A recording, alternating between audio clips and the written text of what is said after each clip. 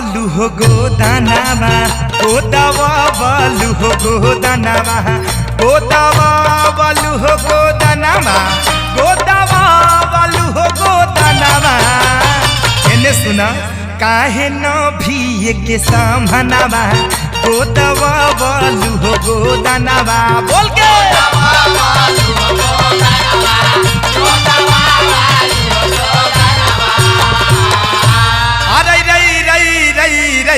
अरे और पीस का मैं मोहिकाल भैया एकदम मोहि के घी अलगा कर दो